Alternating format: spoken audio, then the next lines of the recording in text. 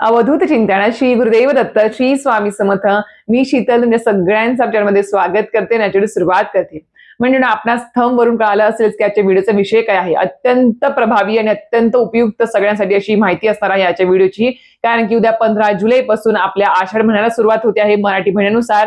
कारण की आज आपली अमावास्या तिथी आहे जी दुपारपर्यंत संपून जाईल आणि उद्यापासून आपल्या आषाढ महिन्याला सुरुवात होणार आहे. आणि उद्या आषाढ महिन्याचा पहिलाच दिवस आहे 15 जुलै आणि उद्या 15 जुलै पासून ते 23 जुलै म्हणजे पुढच्या आठवड्यातील गुरुवारपर्यंत आपली 9 दिवसांची आषाढ गुप्त नवरात्र देखील सुरुवात होते आहे उद्यापासून. तर आता आषाढ गुप्त नवरात्र सुरू तर होणार आहे उद्यापासून. तर काही जणांच्या घरामध्ये घटस्थापना होत असते, काही जण सेवा करतात, काही जण फक्त उपवास करतात, काही जण फक्त नामस्मरण करत असतात. आणि आपणास माहितीये की गुप्त नवरात्र असू दे किंवा आपली चैत्र नवरात्र असू दे किंवा शारदीय नवरात्रोत्सव असू दे, त्यामध्ये आपण आपल्या कुलदेवीची भरभरून सेवा करायची असते. कारण की आपल्या कुलदेवीचा आशीर्वाद प्राप्त करण्यासाठी सोबत सर्व सांसारिक प्रश्न मार्गी लागण्यासाठी, अडचणी मार्गी लागण्यासाठी ही सेवा जी आपल्या आई भगवतीची कुलदेवीची आहे ती खूप महत्वाची असते. त्यासाठीच आपण आजच्या व्हिडिओमध्ये बघणार आहोत की उद्या 15 जुलै पासून ते 23 जुलै पर्यंत या गुप्त नवरात्रीमध्ये म्हणजेच आषाढ गुप्त नवरात्रीमध्ये कुठली सेवा करायची आहे, कुठलं नामस्मरण करायचं आहे, याबद्दल संपूर्ण नियम अटी सहित आपण बघणार आहोत. अत्यंत प्रभावी सेवा आहे ही आपली आषाढ गुप्त नवरात्रीमधली. नक्कीच सगळ्यांनी करायला हरकत नाही. तर आता व्हिडिओ पूर्ण बघा, स्किप न करता बघा, जेणेकरून तुम्हाला संपूर्ण माहिती व्यवस्थित कळेल. तर मंडळींनो, तुम्हाला सगळ्यांना माहितीच असेल की वर्षभरामध्ये आपल्या सगळ्यात प्रभावी अशा 2 नवरात्री आहेत. सगळ्यात म्हणजे सगळ्याच प्रभावी आहेत, पण त्यातल्या त्यात ज्या आपण उत्साहात मोठ्या प्रमाणात साजऱ्या करतो त्या सगळ्यांना माहिती आहे. त्या नवरात्र म्हणजे एक तर चैत्र नवरात्र आणि दुसरी म्हणजे आपली ती आहे ती शारदीय नवरात्रोत्सव. त्यातल्या त्यात शारदीय नवरात्रोत्सव जी असते, जी आपल्या दसऱ्याच्या दरम्यान आपण साजरी करतो 9 दिवस, ती खूप मोठ्या उत्साहात सगळीकडे साजरी होत असते. घटस्थापना असेल, उपवास असेल, कुळाचार असेल, कुमारिका किंवा पूजन असेल किंवा सवाष्ण भोजन असेल, सर्व काही होम हवन सगळं काही आपण त्यावेळेस करत असतो, सगळे जण करतात. पण त्यानंतर ती चैत्र नवरात्र ती सुद्धा काही जण करतात. त्यामध्ये त्या चैत्र नवरात्रीमध्ये सुद्धा घटस्थापना काहींच्या घरामध्ये असते, उपवास वगैरे असतात, म्हणजे सेवा वगैरे सगळं काही चालू असतं, कुळाचार वगैरे सगळं करतात. त्याच पद्धतीने ह्या 2 नवरात्री जरी सोडल्या तरी आपल्या 2 गुप्त नवरात्र असतात. त्या म्हणजेच काय, एक माघ महिन्यातली आणि एक आपली ही आषाढ गुप्त नवरात्र जी उद्यापासून चालू होणार आहे. तर या गुप्त नवरात्र म्हणजेच काय, तर अत्यंत प्रभावी असतात. या गुप्त नवरात्रीमध्ये सुद्धा जर आपण आपल्या आई भगवतीची जर सेवा केली किंवा नामस्मरण जरी केलं तरी अतिशय प्रभावी ठरणार आहे. कारण की आपणास माहिती असेल किंवा एखादी नवरात्र ज्यावेळेस येते, गुप्त नवरात्र असू दे किंवा शारदीय किंवा चैत्र नवरात्र, त्या कालावधीमध्ये आपण आपल्या ज्या इष्टदेवतांची असेल किंवा ज्या कुलदेवीची आपली असेल ती नवरात्रीमध्ये त्या काळामध्ये आपण जर तिची सेवा नामस्मरण जर केलं तर ते लवकरात लवकर फलद्रूप ठरत असते. कारण की त्या नवरात्रीच्या काळामध्ये तिचं जे काही अस्तित्व असतं, जी काही ऊर्जा असते ती मोठ्या प्रमाणात कार्यान्वित असते. आणि असं म्हटलं की गुप्त नवरात्रीमध्ये जरी आपली काही इच्छा असेल, ती इच्छा पूर्ण होण्यासाठी सुद्धा आपण आई भगवतीची सेवा केली तर नक्कीच ती फलद्रूप ठरत असते 100%. आणि या आषाढ गुप्त नवरात्रीमध्ये दशविद्यांची जी काही देवी आहे, दशविद्यांच्या ज्या काही देवी आहेत त्यांची पूजा केली जात असते या 9 दिवसांमध्ये. आणि सोबतच आई भगवतीला 9 दिवस म्हणजे आपल्या घरामध्ये काही काहींच्या घरामध्ये घटस्थापना होते, काही जण सात्विक आहार घेतात फक्त 9 दिवस, काही जण फक्त उपवास करतात 9 दिवस, काही जण फक्त नामस्मरण किंवा सेवा ह्याला महत्व देत असतात. तर मी एकच सांगेल की या 9 दिवसामध्ये आपल्याला सगळ्यात प्रभावी अतिउच्च कोटीची आई भगवती सेवा जर करायची असेल तर ती म्हणजे श्री दुर्गा सप्तशती ग्रंथाची. आता 3.5 शक्तिपीठांपैकी तुमची कुठलीही कुलदेवी असू दे, तिच्या स्मरणार्थ ही सेवा लागू होणार आहे. असं नाही की ताई फक्त तुळजाभवानी मातेसाठीच ही सेवा आहे का किंवा सप्तशृंगी मातेसाठीच ही सेवा आहे का, तर नाही. जी सेवा तुम्हाला सांगितली आहे दुर्गा सप्तशती ग्रंथाची, ती 3.5 शक्तिपीठांपैकी तुमची कुठलीही कुलदेवी असू दे तिला ती लागू ठरणार आहे. तर ती सेवा आपल्याला उद्यापासून करायची आहे. ज्यांच्या घरामध्ये आषाढ गुप्त नवरात्र साजरी होते किंवा घटस्थापना केली जात असे त्यांना मी एक मुहूर्त सांगते, त्या टायमिंग मध्ये तुम्ही घटस्थापना घरात करू शकता. एक तर उद्या ब्रह्ममुहूर्तावर सकाळी 4:30 ते तुम्ही 5:30 पर्यंत तुम्ही घटस्थापना करू शकता किंवा 6:01 ते 10:17 सकाळी तुम्ही घटस्थापना घरात करू शकणार आहेत.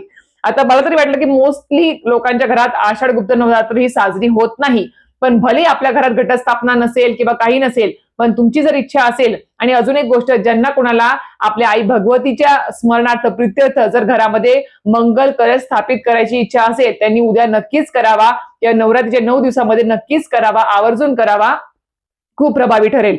आता किंवा परवा शुक्रवार आहे, शुक्रवारी जरी मंगल कलश स्थापित केला किंवा उद्या जरी केला तरी सुद्धा चालणार आहे. खूप प्रभावी ही नवरात्र असणार आहे. सोबतच आपल्याला सांगितल्याप्रमाणे या 9 दिवसामध्ये आपल्याला आई भगवतीची जी सेवा करायची ती म्हणजे दुर्गा सप्तशती या ग्रंथाची.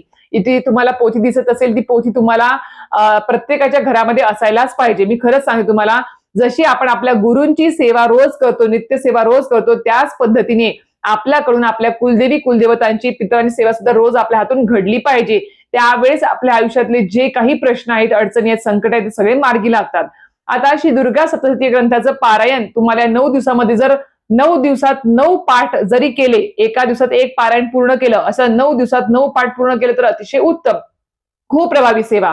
ज्यांना 9 दिवसात 9 पाठ करणं शक्य नाही त्यांनी यथाशक्ती 1, 3, 5, 7, 9 अशा पद्धतीने तुम्ही करू शकता. किंवा अजून एक प्रभावी म्हणजेच काय, जर तुम्ही या गुप्त नवरात्रीमध्ये म्हणजे उद्यापासून 15 जुलैपासून ते 23 जुलैपर्यंत जर तुम्ही 9 दिवसात 14 पाठ श्री दुर्गा सप्तशती ग्रंथाचे जर केले तर तुम्हाला नवचंडी याग केल्याचं पुण्य प्राप्त होतं. जे आपणास माहिती आहे, नवचंडी याग जे घरामध्ये हवन करण्यासाठी खूप मोठा खर्च सांगितला जातो, खूप मोठी ती हवनयुक्त सेवा असते, ती त्या सेवेचं पुण्य तुम्हाला फक्त या पोथीच्या 14 पाठ केल्याने तुम्हाला मिळणार आहे. चैत्र नवरात्रीमध्ये करा, आषाढ गुप्त नवरात्रीमध्ये करा, माघ महिन्यातल्या गुप्त नवरात्रीमध्ये करा, किंवा आता जी शारदीय नवरात्रोत्सव येत असे पुढे जाऊन ती त्यामध्ये 9 दिवसामध्ये करा 14 पाठ. किंवा ज्यावेळेस तुमची इच्छा आहे की मला कुलदेवीची सेवा करायची आहे, 14 पाठ संकल्पयुक्त करायचे, तुम्ही कधीही सेवा करू शकता. फक्त मासिक धर्म सुतक विटाळ सांभाळून आपल्या गोष्टी बघायच्या असतात. सुरुवात फक्त चांगल्या पवित्र दिवशी करावी आणि समाप्ती देखील चांगल्या पवित्र दिवशी होईल अशा प्रकारे बघायचं असतं. पण तुम्ही कधीही वर्षभरामध्ये 14 पाठ जर श्री दुर्गा सप्तशती ग्रंथाचे जर केले तर तुम्हाला नवचंडी या केल्याचं पुण्य प्राप्त होत असतं. आता उद्यापासून तुमची जर इच्छा असेल आई भगवत सेवा करायची आहे आषाढ गुप्त नवरात्रीमध्ये, तसं तर आपण स्वामींच्या इतर भरपूर सेवा करत आहोत.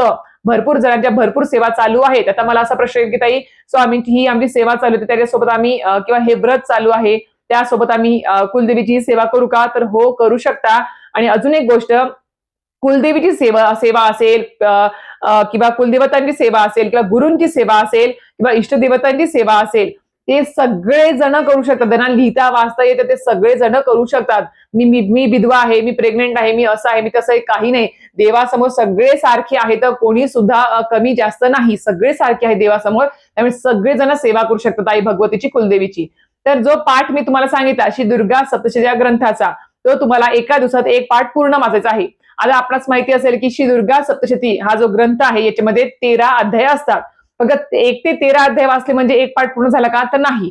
तर आपल्याला कसं पाठ पूर्ण करायचा असतो? सुरुवातीला आपण जर तुम्हाला या नवरात्रीमध्ये संकल्पयुक्त ही सेवा करायची तर आधी संकल्प सोडा. तुम्ही संकल्पयुक्त ही सेवा करायची असेल तर विना संकल्प करायचं, संकल्प सोडायची गरज नाही. फक्त देवपूजा सकाळी झाली की आसनावर बसायचं, पारंपरिक पोशाख परिधान करायचे महिलांनी पुरुषांनी सुद्धा, आणि फक्त धूप दीप लावून आई भगवती समोर फक्त प्रार्थना करायची, विनंती करायची, बस. आणि आजपासून मी फक्त 14 पाठ करते आहे, ते फक्त निर्विघ्नपणे पार पडू दे, एवढंच विनंती करायची. जर मनात काही इच्छा असेल तर ती इच्छा सुद्धा तुम्ही व्यक्त करू शकता. तर ते करायचं आहे. आणि पाठ करताना सुरुवात कशी करायची? सर्वात प्रथम स्वामी स्तवांचं पठण करायचं. जी स्वामींची प्रार्थना आहे नित्यसेवेच्या पहिल्याच पानावर दिलेली आहे, ती स्वामी स्तवन जे पठण करायचं असतं. हात जोडून त्यानंतर एक माळ स्वामींची करायची, त्यानंतर एक माळ 99 मंत्र, जे आपल्या कुलदेवीचा मंत्र आहे. 3.5 शक्तीपीठांपैकी तुमची कुठलीही कुलदेवी असू दे, तिचं जर तुम्हाला तिच्या प्रित्यर्थ तुम्हाला नामस्मरण करायची इच्छा आहे, तुम्हाला तुमच्या कुलदेवीचा मूळ मंत्र माहिती नसेल नामस्मरणासाठी, तर तुम्ही 99 मंत्राचा सुद्धा तुम्ही जप करू शकता रोज. एक माळ जरी केली तर अतिशय उत्तम. ओम ऐं ह्रीं क्लीं चामुंडाय विचे. आपल्या कुलदेवीशी संवाद साधण्यासाठी हे आपला एक म्हणतात ना की आपलं एक दृढ नातं तयार करण्यासाठी किंवा एक आपली सेवा तिच्यापर्यंत पोहोचवण्यासाठी 99 मंत्र श्री दुर्गा सप्तशती ग्रंथ खूप प्रभावी आहे. प्रत्येक घरातल्या कुलस्त्रीने, कुमारिकांनी आणि पुरुषांनी सुद्धा ही सेवा करायला पाहिजे. आता सांगितल्याप्रमाणे स्वामी स्तवन सुरुवातीला, त्यानंतर स्वामींची एक माळ, दुसरा म्हणजे आपल्या कुलदेवीची एक माळ ही आपल्याला करायची असते. त्यानंतर आपल्याला पोथीमध्ये जी अवतरणिका दिलेली आहे, अवतरणिकापासून ते आपल्याला क्षमा याचना, क्षमा प्रार्थना जी आहे शेवटपर्यंत तिथपर्यंत पूर्ण वाचायचं असतं. त्यावेळेस तुमचे एक पारायण पूर्ण होत असतं. म्हणून असं नका समजू की 1 ते 13 अध्याय वाचले म्हणजे झालं, एक पाठ पूर्ण नाही. स्वामी स्तवन, स्वामींची एक माळ, कुलदेवीची एक माळ, आणि त्यानंतर आपलं अवतरणिकापासून ते क्षमा प्रार्थनापर्यंत पूर्ण वाचायचं. त्यानंतर तुमचा एक पाठ पूर्ण होतो आणि त्यानंतर तुमचं एका दिवसात एक पाठ पूर्ण झाला समजायचं. म्हणून अशा प्रकारे तुम्हाला 9 दिवसामध्ये 9 पाठ पूर्ण करा. यथाशक्ती पाठ पूर्ण करा, जेवढे होतील तेवढे करा. एक पाठ जरी केला 9 दिवसामध्ये तरी सुद्धा चालेल, काही हरकत नाही. पण एक थोडी तरी का होईना सेवा या आषाढ गुप्त नवरात्रीमध्ये नक्कीच आपल्या कुलदेवीची करायला पाहिजेच म्हणजे पाहिजेच. पाठ वाचायला वेळ नाही आहे, लहान बाळ आहे, शारीरिक व्याधी आहे किंवा इतर भरपूर सेवा चालू आहे तर सरसर नामस्मरण करा. ओम ऐं ह्रीं क्लीं चामुंडाय विचे. यात तुम्ही जास्तीत जास्त नामस्मरण करा, जास्तीत जास्त माळी नामस्मरण करा तरी सुद्धा चालेल, काही हरकत नाही. अजून एक सांगेल सिद्ध कुंजिका स्तोत्रम, जे अतिशय 5 मिनिटाचं स्तोत्र आहे, पण संपूर्ण दुर्गा सप्तशती ग्रंथाचं तुम्हाला पूर्ण पाठाचं फळ देणारं हे स्तोत्र आहे. ते तुम्ही एका बैठकीमध्ये 11 वेळेस ते स्तोत्र पठण करा. तुम्हाला संपूर्ण पोथीचं तुम्हाला ते पुण्य प्राप्त होईल. अशा प्रकारे आहे. ज्यांना वेळ नाही आहे त्यांच्यासाठी सांगते आहे, ज्यांना ऑलरेडी वेळ आहे, भरपूर वेळ आहे, ते नक्कीच पूर्ण जो ग्रंथ आहे तो वाचन करावा. तर ही सेवा नक्कीच करायची आहे. आणि अजून एक सांगेल की बा तुमचे जर उद्यापासून तुम्ही हे 9 दिवसामध्ये जर हे पारायण किंवा पाठ किंवा करणार असाल तर अजून एक सांगते, नियम अटी म्हणजेच काय, मांसाहार वर्ज्य, परान्न वर्ज्य, ब्रह्मचर्याचं पालन करावंच लागणार आहे. ह्याच्यामध्ये मुभा नाही. तर ब्रह्मचर्याचं पालन करायचं आहे. सोबत सांगितल्याप्रमाणे तुम्हाला घरामध्ये व्यसन किंवा कुठल्याही प्रकारचं तामसिक पदार्थ घरामध्ये होणार नाही याची काळजी घ्यायची आहे. शांततेत घरामध्ये वातावरण ठेवावं. पाठ झाल्यावरती आपल्याला आई भगवतीची आरती देखील करायची आहे. आपणास माहिती आहे दुर्गे दुर्गट भारी, आपण जी देवी कुलदेवीची आरती ती करायची आहे किंवा तुमच्या कुलदेवीची एखादी आरती असेल ती तुम्ही करू शकता. रोज आपल्याला 9 दिवस पाठ करत असताना आपण गोडाचा थोडासा नैवेद्य काहीतरी आपल्याला दाखवायचा आहे देवी आईला.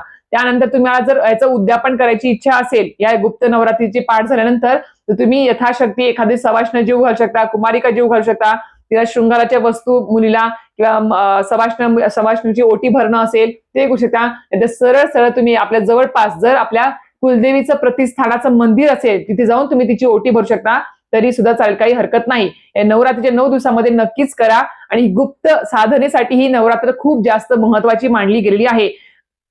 आणि असं म्हटलं की आता ही आषाढ गुप्त नवरात्र आहे तर ही या नवरात्रीमध्ये आपण जी काही सेवा करतो ती गुप्त ठेवायची असते, सार्वजनिक करायची नसते, असं देखील काही सांगितलं गेलं आहे याच्याबद्दल. असं मी ऐकलंय म्हणून तुम्हाला सांगते आहे की आपण जी काही सेवा करणार आहोत ती गुप्त एकांतातपणे आपल्याला करायची आहे, जास्त ती सार्वजनिक करायची नसते. अशा प्रकारे पण खूप प्रभावी आहे, खरं सांगते खूप प्रभावी आहे. गुप्त नवरात्र जरी असली तरी सुद्धा आई भगवतीची खूप मोठ्या प्रमाणात ऊर्जा मिळते.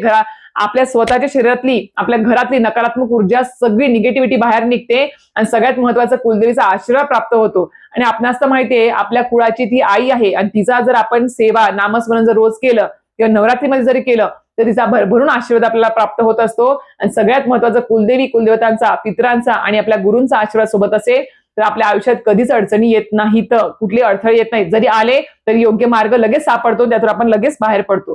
तर अशा प्रकारे ही आषाढ गुप्त नवरात्र उद्यापासून चालू होते आहे. नक्कीच आपल्या ज्या काही सेवा आहे तुम्हाला सांगितल्या त्यापैकी कुठली पण एखादी सेवा करा, मनोभावे श्रद्धेने करा, बस एवढंच मी सांगेल. आता व्हिडिओ ते थांबवते. व्हिडिओ आवडला असेल तर नक्कीच व्हिडिओ लाईक, शेअर, सबस्क्राईब करायला विसरू नका. श्री स्वामी समर्थ.